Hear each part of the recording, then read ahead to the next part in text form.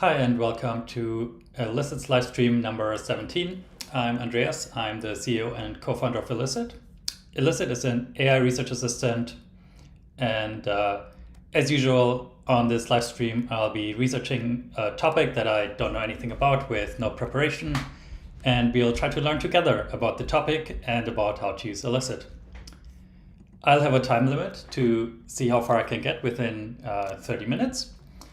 And we'll see what we can find out. This time about the topic of kind of learning styles. So the question is, imagine you have a kid and it seems like some kids really benefit from school and from the structure that school provides, and other kids don't. Other kids are more kind of autodidacts, like they structure their own learning, they learn using projects. I definitely was a lot like this. Did not love school that much, and so I wanna know. Okay, so if I have a kid, what do I do? How do I predict what their learning style is gonna be? So let's just jump in as usual, and we will just ask the question: can you predict learning styles of kids? How can you know if a kid is an autodidact or would benefit from the structure that school provides? I think one of the benefits of the semantic search in Elicit is you can actually ask pretty long queries, and it will then use those as it's ranking the papers for you. All right, let's take a look at what we have here. I'll start by just reading the summary, and then we'll dig deeper into the papers. Okay. Interplay between teaching approaches and student outcomes. Some studies say learning styles are useless. Others emphasize supporting their autonomy. Personality traits have been found to predict academic performance. Can maybe detect them using machine learning.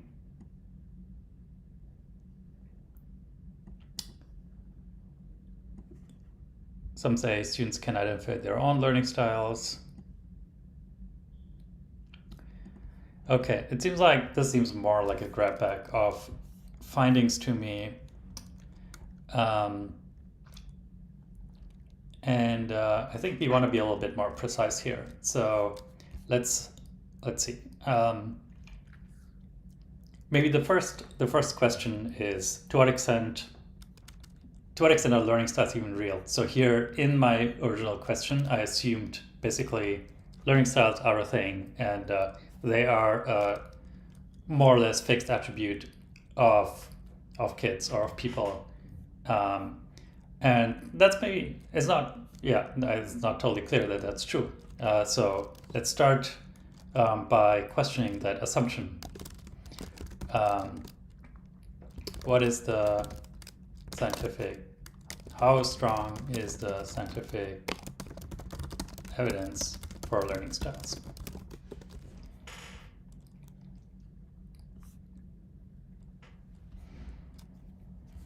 And okay, these seem like reasonably well-cited papers.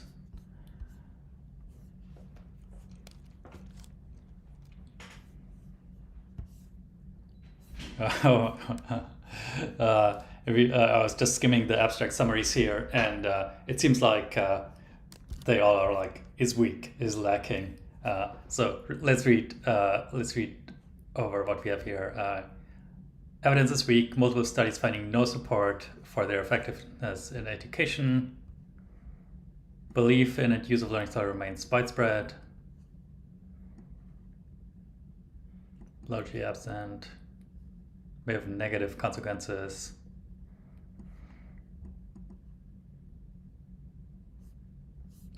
Okay, so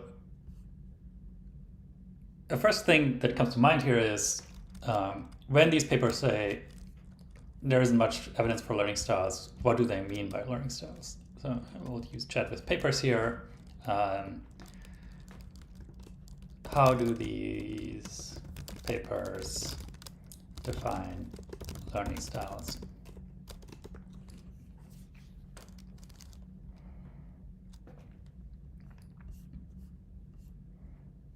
Yeah, I think this already is flagging that learning styles might not refer to the exact thing that I care about. So here, learning styles is how information is presented, words, pictures, speech, analysis, listening.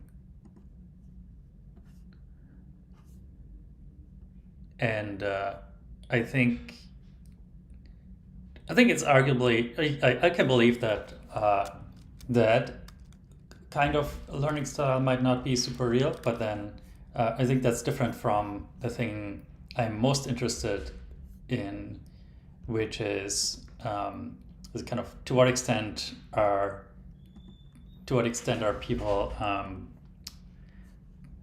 driven to learn by themselves through projects, and to what extent do they instead want the structure that school provides. So let's go back. Can you predict if so I'll take a subset of the first question I asked, and we'll see if that helps us get better papers. So I think this was a useful exploration, though. I think I learned that learning styles actually didn't refer to what I was hoping it would refer to. Okay, combination. Let's read the summary again. Combination is crucial. Autonomy supported structure are positively correlated and complementary aspects. Okay. What I most want to know is, how do children differ? Let's see if any of these papers address this. Do any of these papers address differences in how much children benefit from structure versus autonomy? Let's say individual differences, actually. That's a specific concept I'm interested in here. Okay, great.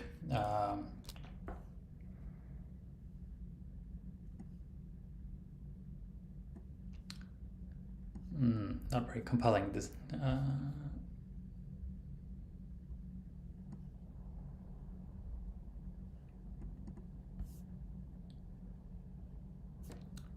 Okay, I think I want to actually run a new search, because I think individual differences is a key term, and it might be best to just search for that. So are there individual differences in autonomy versus benefiting from structure in children's learning regarding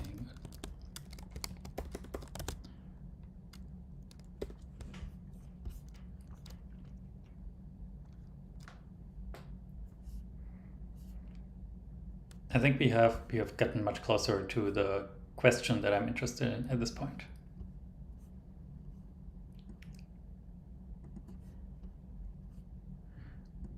Structure is important for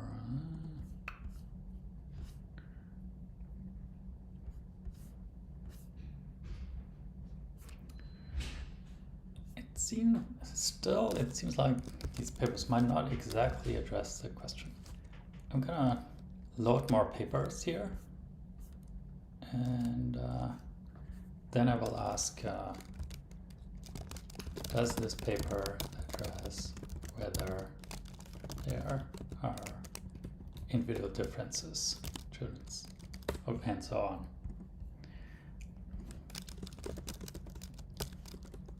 Say yes, no, or maybe.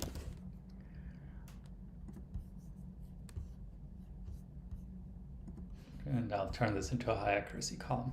Yes, I'm gonna filter by it, and I want to make sure it's right. Let's turn on full screen mode, turn off the sidebar. Okay, now we've classified all these papers.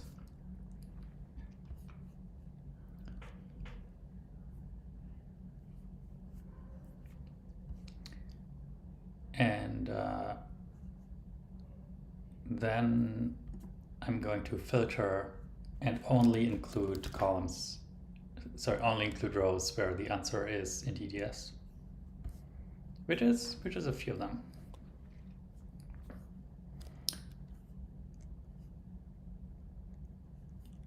Interestingly, this abstract summary here says does not address individual differences. So I will then ask, what are the, how do children differ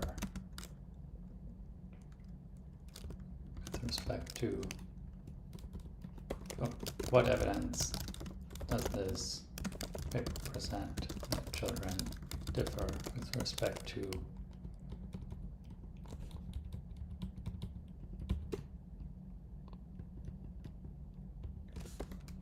benefiting from autonomy versus structure.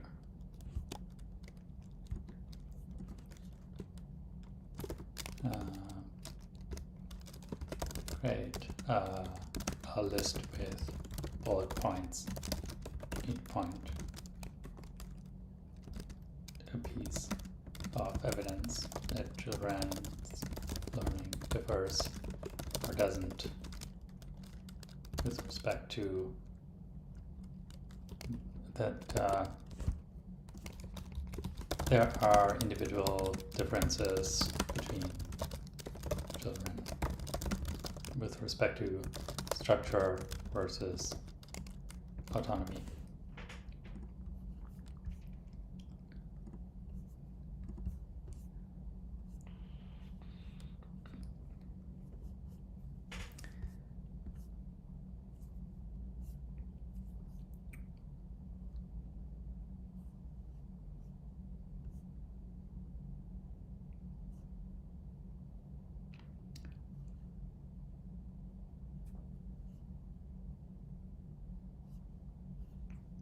So the first one, I'm just reading the responses here. The first one seems to be more about differences between conditions. I'm actually gonna turn off high accuracy mode here, turn on high accuracy mode here. I think I really might need to upgrade to a pro account.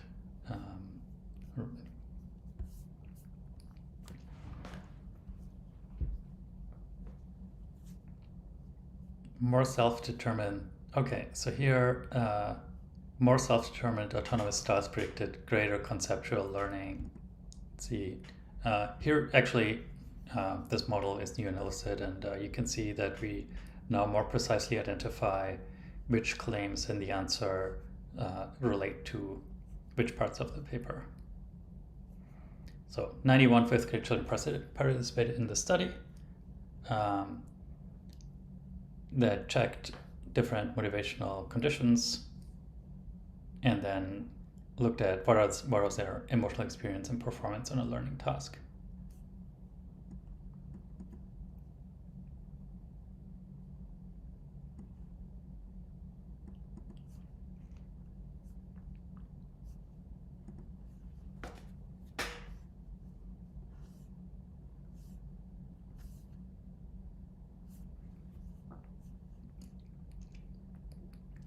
Okay, there's actually, as a heads up, one thing that we're working on at Elicit is summarizing columns. So you can see here's a lot of different lists, and ideally you would just have a single list, right, that combines the papers.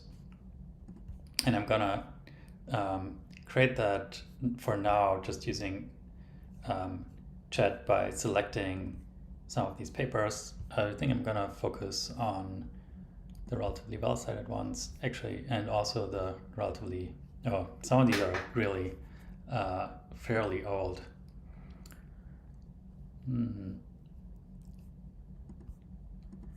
Oh, this one seems really interesting. differentiated need support by teachers, student-specific provision of autonomy and structure and relations with student motivation.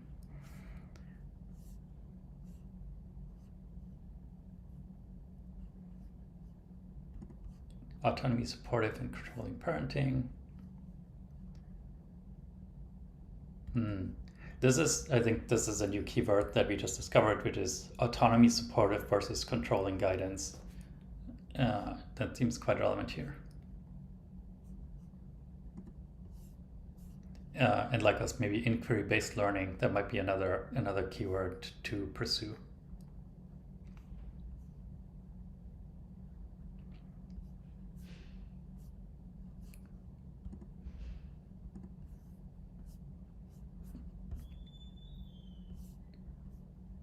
Okay, let's summarize what the papers I just selected say. Summarize what the papers say about individual differences with respect to autonomy and structure in learning.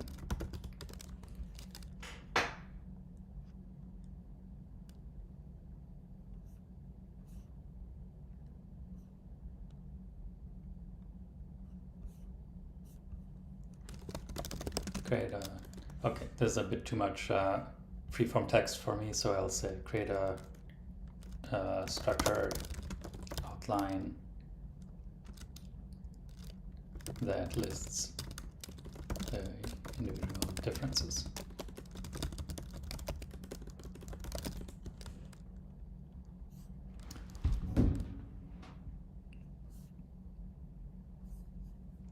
Also, I want to note I actually did not start my timer today, critical failure, but I think we started around the hour, so we probably have about 15 minutes left. So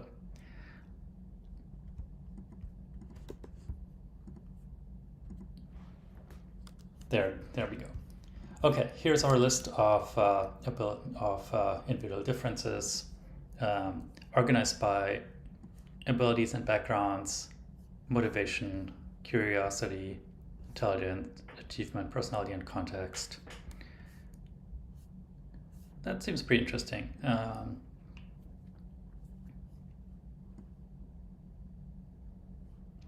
Okay, so here, first result is just that teachers do different things based on students' abilities. I think that's not exactly what it's looking for. Then low intelligence children benefit more from structured environments in terms of the quality of exploration. I'll open the PDF in the background. It seems, I guess on the face of it, it seems plausible that the more a child is able to themselves kind of seek out good inputs, maybe the less they need parents helping them seek them out. But let's just put a pin in this for now. Okay, here once again, teachers do different things, motivation, teachers' perception.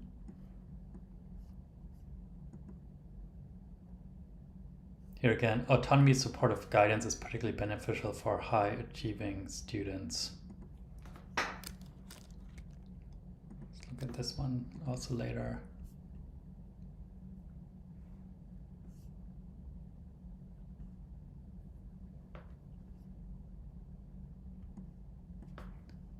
Teacher influence.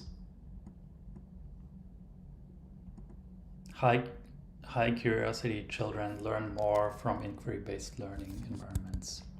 Is that the same as this one?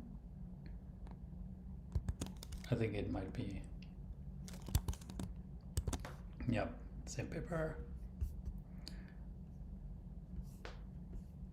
And that again is kind of a priori, kind of makes sense. If a child is very curious and likes to explore themselves, then they will seek out lots of different inputs. Whereas if a child is naturally less curious, then maybe presenting the child with the relevant inputs is more helpful.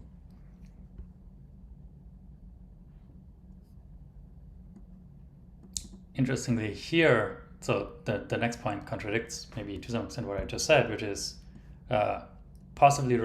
curiosity is possibly related to knowledge acquisition, but not the quality of exploration. I don't know what that means. We might have to read the paper.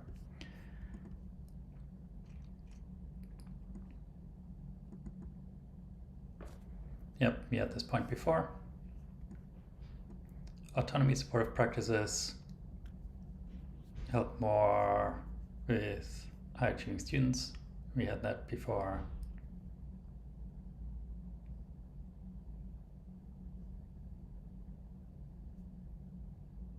Individual differences can influence how they're perceived.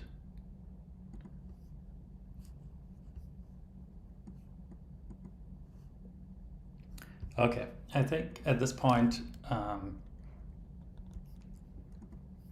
it's worth looking at the two papers we located, which seem pretty promising. So first, this one, do individual differences in children's curiosity relate to their inquiry-based learning? And there, let's skim the abstract. So here, we looked at 7 to 9-year-olds' curiosity.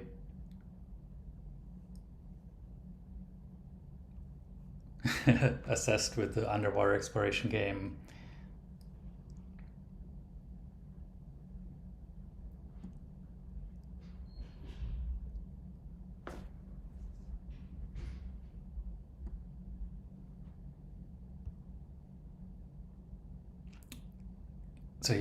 So here we have the two results we saw earlier. One, curiosity positively related to knowledge acquisition, but not quality of exploration. Don't know exactly what that means, need to look it up. And then low intelligence children, the environment structure can help them with the quality of their exploration, but not their knowledge acquisition. Okay, I think we don't need to look at the definitions of those two. Interesting. So here it says there are two distinct things. Like one is how well does the child design experiments, and on the other hand, how much does the child learn from those experiments? And those are maybe two different factors. And then the claim is children's curiosity is more about the latter thing. Surprisingly, like how much do you learn from performed experiments as opposed to how well you design experiments. Yeah, I'm not sure I would have expected that. Okay, let's look at this other paper. I wonder if we have the full paper for this one. Let's start with the abstract. So this one is effects of autonomy supportive versus controlling guidance in a structured field trip. Sounds like a anecdotal study. But let's take a look. Okay, we hypothesized that autonomy support is beneficial to intrinsic motivation and cognitive achievement.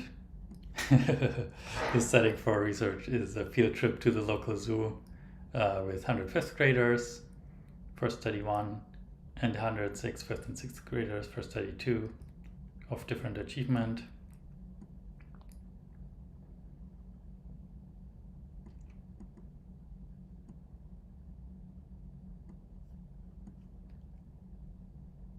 Okay, our research found that autonomy support appears to be beneficial to motivation. It does not seem to impair cognitive achievement. The beneficial effects of autonomy support are found to be higher for the high achieving students than for medium achievers. Unfortunately, it does not say here what exactly autonomy support is, and we do not have access to the full text paper. So it's a little bit hard to interpret the results without knowing more about this.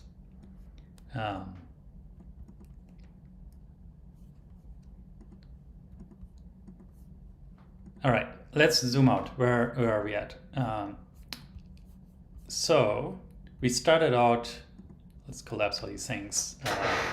I started with a general kind of, in retrospect, kind of confused question where I asked, can I predict learning styles of kids? How can I know if a kid is more autodidact or would benefit from structure?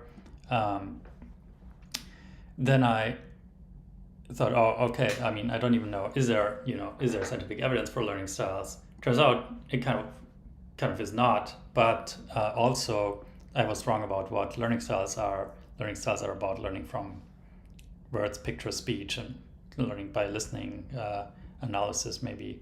So that wasn't exactly what I was looking for. I realized what I'm looking for is more the pure like structure versus kind of autonomy distinction.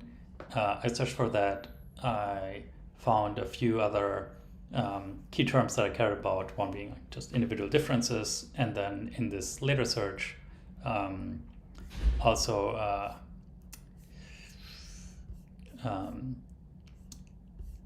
the autonomy supportive versus controlling guidance distinction. Did not find a ton of papers immediately here. We found two, and broadly, I guess, if I were to summarize it on a very high level, it seems like it said something like one, the higher achieving kids benefited more from autonomy support, although we were not quite sure what autonomy support was here. And then in the other one, actually, the first one we looked at, this one looked at curiosity specifically, and then looked at children of different intelligence, and it seemed like there was some interaction between intelligence and how much environmental structure helps their exploration.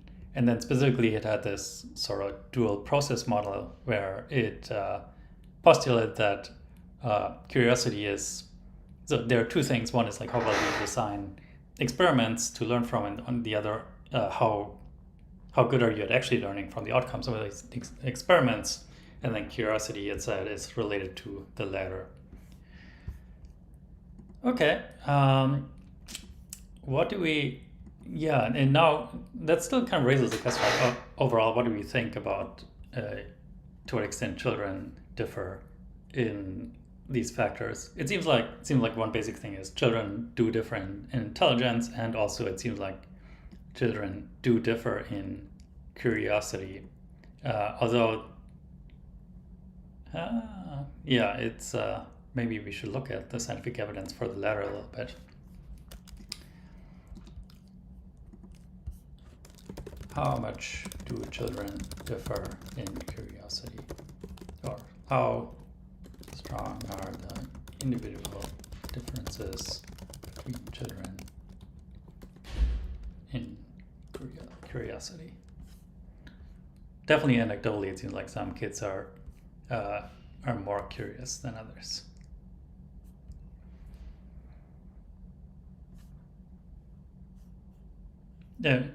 And maybe one question here is to what extent do different children just have interests in different topics versus there's like some general factor like intelligence is a general factor. Okay, significant individual differences.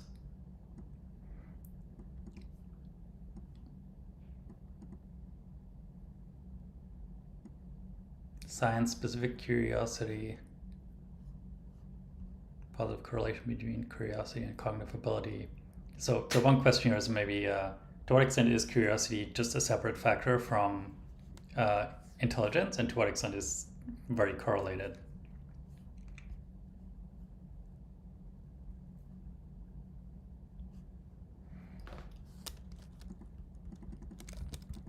I think once again I'll select the papers and see if we can learn a little bit more in chat here.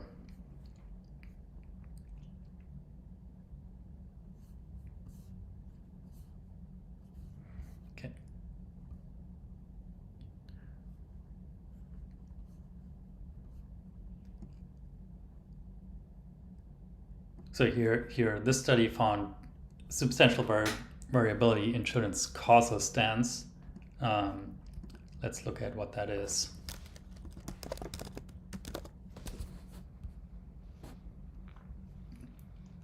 Is there curiosity about and preference for new causal information? Like, to what extent do children try to figure out how mechanisms work, I suppose? Once again, it's not clear that we have access to this PDF.